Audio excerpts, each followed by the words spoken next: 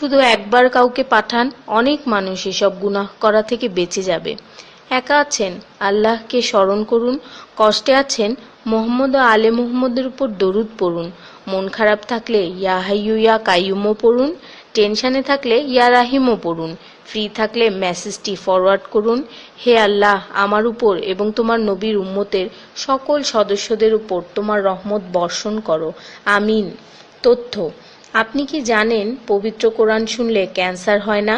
আর যদি cancer cell শরীরে থেকেও থাকে তাহলে তাও মারা যায়। দীর্ঘ সময় ধরে আল্লাহকে সেজদা দিলে জ্ঞান ও বুদ্ধিশক্তি বাড়ে। মাথা ব্যথার সমস্যা হয় না, চুল পড়া দূর হয়ে যায়। এই মেসেজটি ফরওয়ার্ড করতে শয়তান আপনাকে বাধা দিবে, কিন্তু আপনি এটা হতে দিবেন না। আর সব কন্ট্রাক্ট নাম্বারে সেন্ড করে দিন। কোরআন ও নবীর সুন্নত ও তার সম্মানিত সাহাবী এবং আহলে বাইতের অনুসরণ করুন। ক্যান্সার একটি ভয়ঙ্কর রোগ। অনেক মানুষ আছে যারা নিজেরাই এটাকে দাওয়াত দিয়ে নিয়ে আসে। ছোট অথচ সাধারণ কিছু পদক্ষেপ গ্রহণ করলেই এই রোগ থেকে বাঁচা যায়।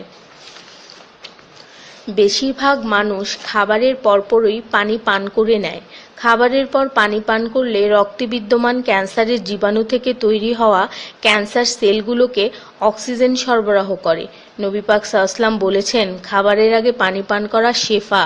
খাবারের পরপরই পানি পান করা কলেরা রোগের কারণ। তাই সর্বোত্তম হলো খাবার শেষ করার কিছুক্ষণ পর পানি পান করা। তিনি আরও বলেছেন, 1 চিমটি লবণ খেয়ে খাবার শুরু করো আর 1 চিমটি লবণ দিয়ে খাবার শেষ করো। এ কথাগুলো তাদেরকেও জানিয়ে দিন যারা আপনার কাছে জীবনের চেয়েও প্রিয়। যদি কোনো ব্যক্তি ঘুমানোর সময় 21 বার বিসমিল্লাহির রহমানির রহিম পড়ে, আল্লাহ তখন ফেরেশতাদেরকে হুকুম দেন এই ব্যক্তির প্রতিটি নিঃশ্বাসের বদলে নেকি লেখা হোক।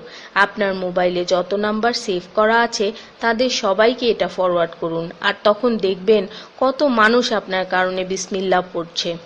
শেফা আর শেফা: রোজ একটা করে আপেল, নো ডক্টর। রোজ 4টা বাদাম, নো ক্যান্সার। রোজ একটা লেবু, নো ফ্যাট। রোজ 1 glass milk, no bones problem. রোজ 12 গ্লাস পানি, নো স্কিন প্রবলেম। রোজ 4টা খেজুর, নো উইকনেস। রোজ 5 ওয়াক্ত নামাজ, নো টেনশন। রোজ কোরআন অর্থসহ তেলাওয়াত, happy and happy. So don't stop forward please. স্কিনের জন্য অজুর পানি, হার্টের জন্য কোরআন তেলাওয়াত, স্বাস্থ্যের জন্য নামাজ, আর খুশি থাকার জন্য আল্লাহর জিকির করুন। জেনে রাখবেন, ভালো কথা প্রচার করা সৎকার সমতুল্য, সাথে 30 লাখ নেকি